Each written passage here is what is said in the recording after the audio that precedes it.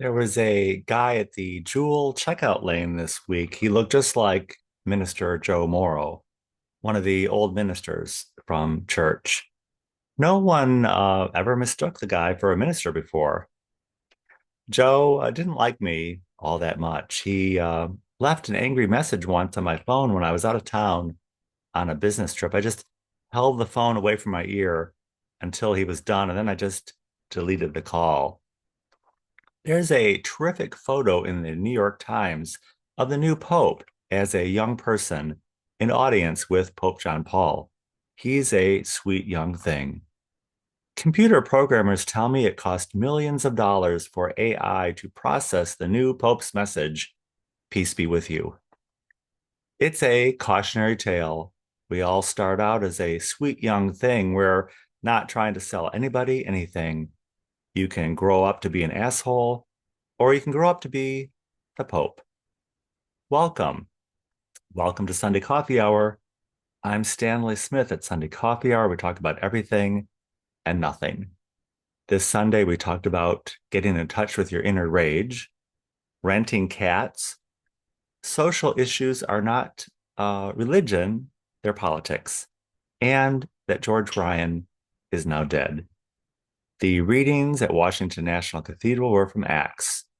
There's the road that's taking us somewhere and the road we want to be on. And from Revelations, even AI sees the unquestionable glory of God. The gospel reading was from Acts. Our denial belies the truth of our own believing. The sermon at Washington National Cathedral was by the dean of the Yale Divinity School, Andrew McGowan. Mr. McGowan said that our scripture readings this week and current events have coincided in Rome.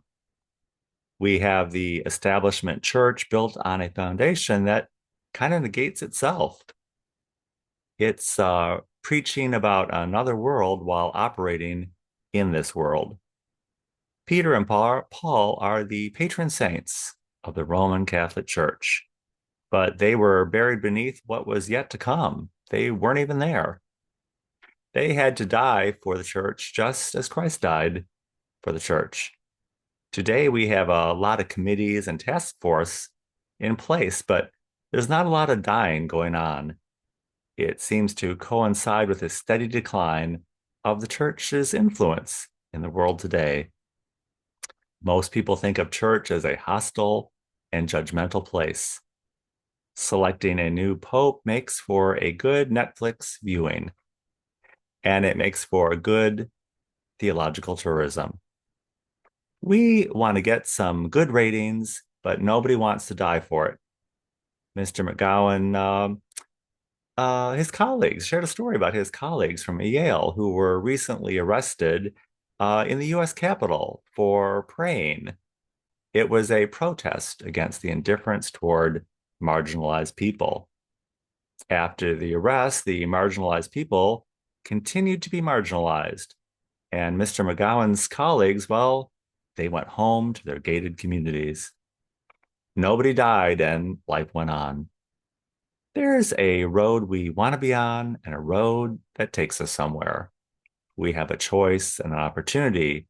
It's easy to hate the people we hate, but it's hard to love the people we hate. Peter denied Christ 3 times, and Christ asked Peter, "Do you love me?" It's an intersection of our denying and believing, an intersection of Rome and Christianity, and an intersection of the world and God with us. At St. James Cathedral, the sermon was by Lisa Hackney James. Lisa said it doesn't matter where you are on the political spectrum, but we can all agree that things are not good. Of course, no one said anything like that when Joe Biden was in office, but every reality is viewed through a prejudicial lens. Lisa asked us what happened in the short days between the death and the resurrection. We have the account of Jesus's earthly ministry in the Gospels, and the account of the Acts of the Apostles in Acts. Lisa said Acts is considered the second book of Luke. What happens in between the time of the death and resurrection can be illustrated in Paul's conversion story on the road to Damascus. We have the before Saul Paul and his other experiences as Paul. Lisa asked us, where are we on the spectrum? Lisa cited author Matt Skinner's book, Acts. It's a recount of selected stories, the stories of communities that form and challenge existing norms and threaten authority. Forming communities and challenging norms represents risk and requires perseverance.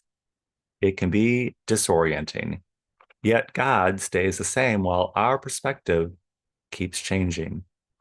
We're equipped to manage any challenge that comes along because God is the rock of our faith. In Paul's conversion story, we have the example of two-factor authentication because his story coincides with those who are called to befriend him. We're called to abide with our enemy. God is speaking to us regardless of where he is on the spectrum. God doesn't think things are bad. We do. We're the ones on the spectrum, not God. God is still at work in the world in big and small ways. We have our double conversion story in our text and in the Acts of the Apostles as our guide. We're appalled by it all. We go about our business only to find we're sent in a new direction, laying hands of healing on those we hate and hearing ourselves call them sister and brother. When we hang out with God, we never know what's next. There was an article in the New York Times this week called Belonging by Laura Jackson. Laura said the secularization of the world is currently on pause. People are assessing everything we have jettisoned over the past 50 years on the road to secular humanism. Some people were disappointed this week that President Trump wasn't elected Pope. Now we have a New Yorker as president and a Chicagoan as Pope. President Trump's style is frenetic and chaotic, and the Chicago Pope is offering us peace be with you. Success and chaos come out of the same bucket of physical reality.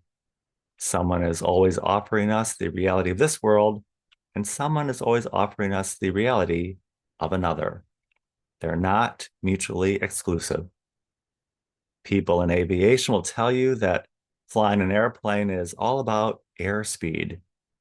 Many of us are worried about our ground speed. It's a trick question. That's why pilots always want to travel and take off into the wind. It's the best way to follow what's coming at you. Peace be with you. If you would like to join us at Sunday Coffee Hour is every Sunday at 12 noon Central Time on Zoom. I will include my email in the description of this video. Be happy to send you an invitation. And I look forward to seeing you very, very soon.